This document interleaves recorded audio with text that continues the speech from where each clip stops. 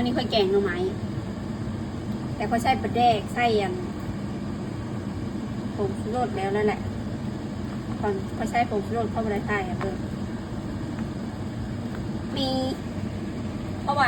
อันนี้อันเหลืองๆอันนี้ค่ะคือมันเทปแล้วก็มีบวบยอดมะอื้อผักสะเงงนา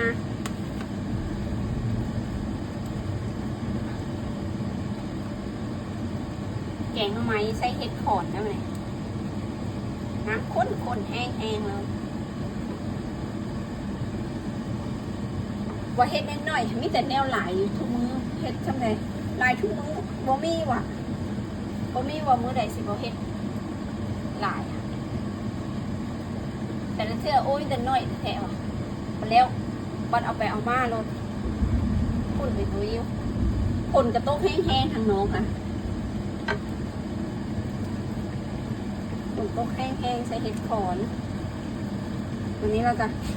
ก็จะเอามันเทปลงอันนี้คือมันเทปเลยแหละเพราะว่าไผ่บ่ยากโมเมนต์เอาแท่นมักอื้อได้กันไผ่สีแกงก็เอามักอื้อลงก็ได้เอามันเทปลงก็ได้เพราะ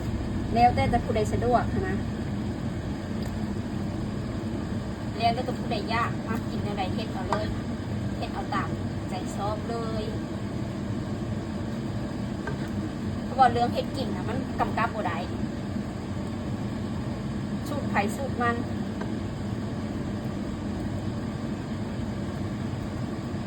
เอาไว้สิเฮ็ดหม้อน้อยๆก็หม้อบุกใหญ่นะ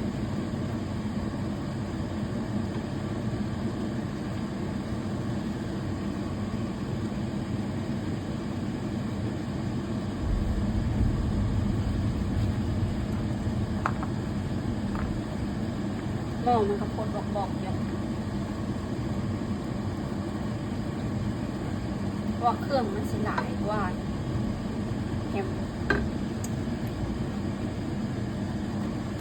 มาพวก